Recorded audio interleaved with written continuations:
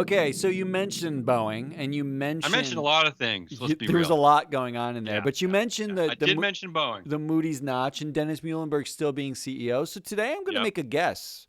And it's a very, very short guess. It'll take less than my 5-minute allotted time that you've set Okay, up good. in pre-production. Good. Um, I have been obsessed with this PwC report. It has Yeah, it's so great. many cool things. I'm going to tweet at them. Speaking of PwC. biz nuggets, I yeah. just Yeah. love this report. Mm-hmm. One last finding this week. We're gonna end the year with this.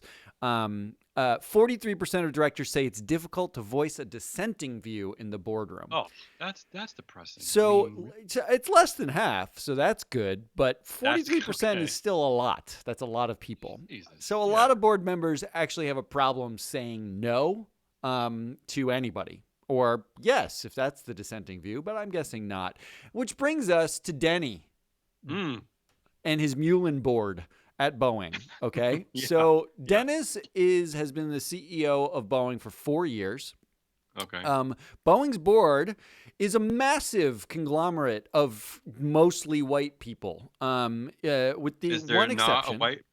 Oh, there is an exception. There's one exception. There's one Okay. non-white person on the board, but it is a staggering 14-person board. So it's Yeah. it's a pretty large board. It's not the largest board in the world, but it's pretty large.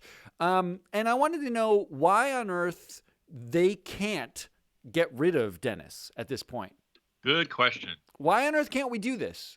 Like, I don't know. And we've dissected this board about how chummy they are. There's a lot of cross-board references. Yep.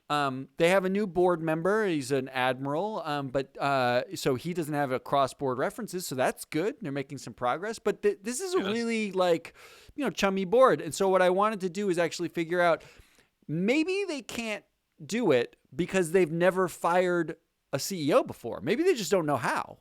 Right. Okay. Right? Very simple. False. No, false. Okay. In fact, only 4 of the 14 members have not fired a CEO before or been on a board where a CEO has transitioned before. And 5 of the 14. And of those, 4 of them are actually just retired generals or ambassadors. So they never had a chance. They've never actually had a chance to do that. Okay. So there's really only one person on the board who's been on other boards who hasn't fired a CEO. And that is, she is a CEO herself of Duke Energy. Oh. Okay. Oh. So not so much like, a possibility here. In fact, when you look at the numbers, and this is what I found, the vast majority of them have fired at least have been on the board with at least one CEO turning over. But 3 of them have been on boards where the CEOs have at least 2 boards where the CEOs turned over. So they know how to pull the trigger is what you're saying. They know how to pull the trigger. Yeah. But I think I found the problem.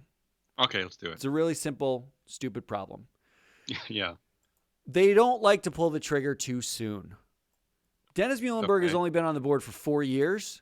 The average tenure of the CEOs for the boards on which these people have sat is the lowest number is 6 years, but the average is in the 7.5-year range. That seems pretty high compared to average CEO tenure. That's right. So I Yeah. think they're just waiting Dennis out till we hit about the 5-year mark, and then that is when we're going to start seeing rumblings that it's time to get rid of Dennis.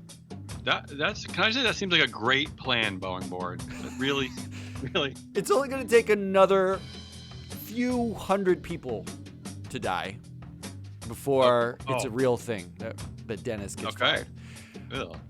I want to end Matt Makes because I spent all week on this report, this PwC report. I mentioned it basically every day. I want to shout out to the PwC team who put this together. Yeah, let's do it.